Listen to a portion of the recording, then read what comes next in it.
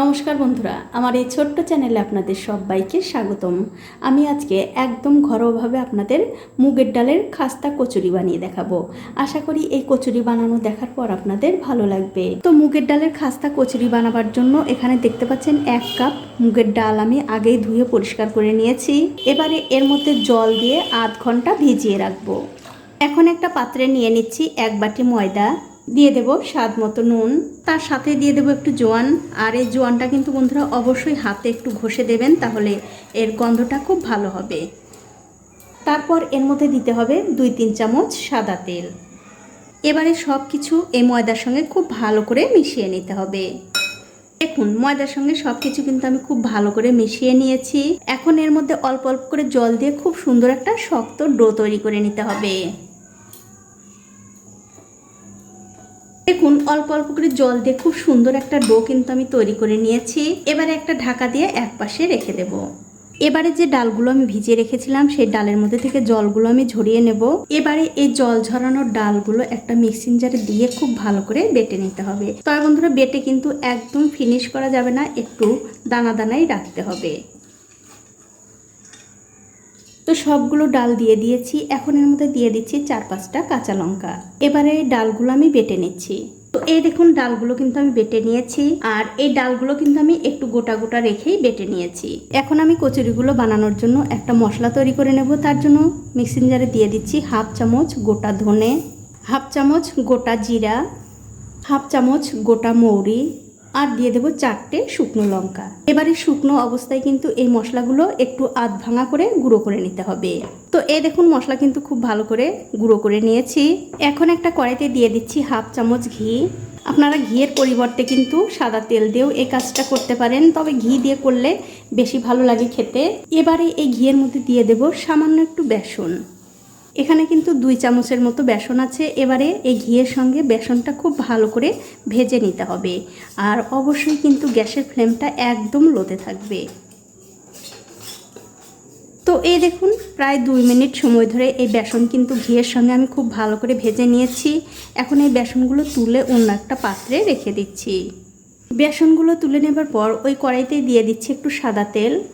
কিছুক্ষণ পর যখন দেখবেন তেলটা সামান্য একটু গরম হয়ে গেছে, তখন এর মধ্যে দিয়ে দিতে হবে আগে থেকে করে রাখা সেই মশলাটা দিয়ে দেওয়ার পর গ্যাসের ফ্লেমটা একদম লোতে রেখে এই মশলাটা একটু ভেজে নিতে হবে।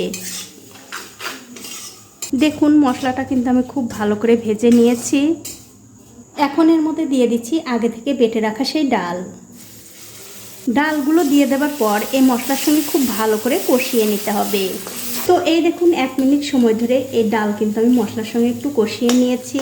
এখন এর মধ্যে দিয়ে দিচ্ছি স্বাদ মতো নুন, সামান্য একটু হলুদের গুঁড়ো, আর দিয়ে দেবো একটু লঙ্কার গুঁড়ো। তার সাথেই দিয়ে দেবো আগে থেকে ভেজে রাখা সেই বেসন। এবারে সব কিছু মিশিয়ে আবারও খুব ভালো করে এই পুরটা তৈরি করে নিতে হবে। অবশ্যই কিন্তু এখন গ্যাসের ফ্লেমটা লোতে রেখেই কিন্তু এই পুরটা রান্না করতে হবে। যতক্ষণ না এই পুরটা খুব ভালোভাবে ঝুরঝুরে হয়ে যাচ্ছে ততক্ষণ কিন্তু রান্না করতে হবে। দেখুন, গ্যাসের ফ্লেমটা একদম লোতে রেখে প্রায় 2-3 মিনিট সময় ধরে এই পুরটা কিন্তু আমি খুব ভালো করে রান্না করে নিয়েছি। দেখতেই পাচ্ছেন পুরটা কিন্তু কত সুন্দর একদম ঝুরঝুরে হয়ে গেছে। এখন আমি সবশেষে এর মধ্যে একটু গরম মশলার গুঁড়ো দিয়ে খুব ভালো করে মিশিয়ে নেব। তো এই দেখুন, গরম মশলার গুঁড়ো কিন্তু খুব ভালো করে মেশানো হয়ে গেছে। এখন গ্যাসের ফ্লেমটা বন্ধ করে দিয়ে এই পুরটা আমি খুব ভালো করে ঠান্ডা করে নেব।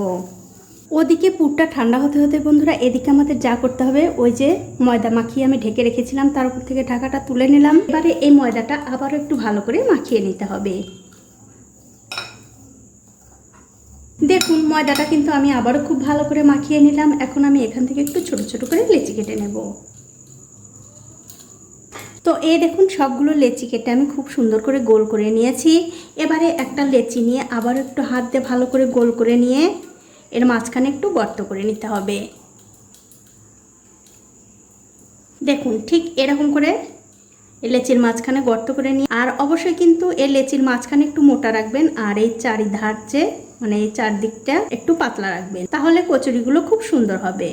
এবারে যে আমি পুরটা বানিয়ে ঠান্ডা করে রেখেছিলাম সেই পুরটা এই লেচির মাঝখানে দিয়ে এর মুখটা খুব ভালো করে বন্ধ করে দিতে হবে।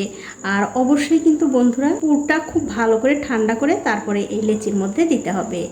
দেখুন ঠিক এরকম করে আবারও মুখটা বন্ধ করে গোল করে নিতে হবে। গোল করে এটা কিন্তু হাত দিয়ে চ্যাপটা করতে হবে, এটা কিন্তু বেলাবেলির কোনো দরকার নেই। হাত দিয়ে খুব সাবধানে এরকম করে একটু চ্যাপটা করে নিতে হবে। দেখুন ঠিক এরকম করে এটা কিন্তু হয়ে গেছে, এটা আমি রেখে দিচ্ছি। আর এই একই রকম করে কিন্তু সবগুলোই বানিয়ে নিতে হবে। তো এই দেখুন একসঙ্গে কিন্তু অনেকগুলো কচুরি বানিয়ে নিয়েছি। এখন আমি কচুরিগুলো ভেজে নেব। তার জন্য একটা কড়াইতে দিয়ে দিচ্ছি সাদা তেল।